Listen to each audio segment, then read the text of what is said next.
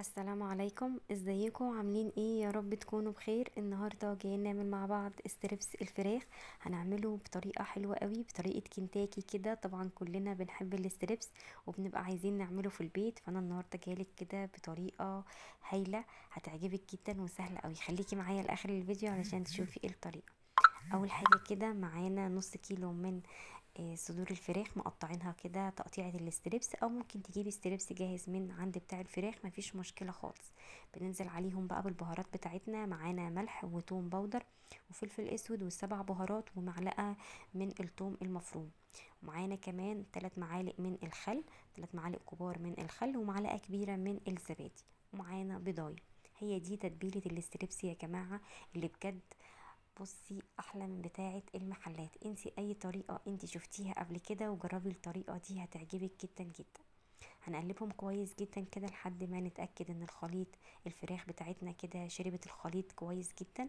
اهو زي ما انت شايفه بنقلبهم كويس جدا جدا. وبعد كده هنغطيهم بكيس بلاستيك وهندخلهم في التلاجة يقعدوا ساعتين 2. طبعا الفتره دي كويسة جدا علشان طبعا التتبيلة والفراخ كده يندمجوا مع بعض، وكمان يدونا نتيجة حلوة قوي في التسوية. هنيجي بقى هنا خلاص نعمل الكفر بقى بتاع الستريبس. هنجيب معانا هنا بمعدل كوباية من الكريسبي. طبعا بتجيبي الكريسبي من عند العطار، بتجيبيه سايب عادي جدا، بتاخديه كده ضربة في الكبة زي ما انا عملت، وبتنزلي عليهم كده بكيس من الفيجيتار ومعلقتين كبار من النشا ومعلقتين كبار من الدقيق. وبنقلب كده كل المكونات مع بعضها. وبنطلع بقى الستريبس بتاعنا كده من التلاجة. خلاص احنا قعدناه ساعتين. وبنبدأ بقى نحطه في الدقيق كده بالكريسبي، ونبدأ نقلبه بايدينا كده. احنا ما بنضغطش عليه، احنا مش بنعمله معاملة البانيه، احنا بنعمله كده زي بتاع المحلات اهو.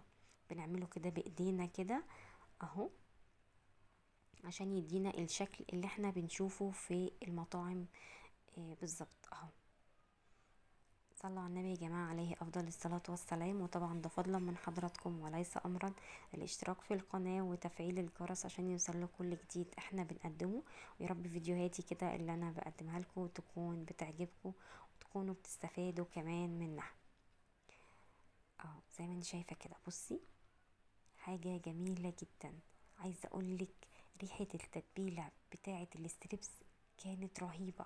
والله ريحة التتبيلة بصي رهيبة. جربي التتبيلة دي حلوة قوي قوي. بصي بتخليلك كده الستريبس طري جدا ومقرمش من بره وطري من جوه بطريقة حلوة قوي. طبعا خلاص احنا كده خلصنا الكمية بتاعتنا. انا ما عملتش الكمية كلها، انا عملت على قد ما انا هقلي بس في الزيت كده.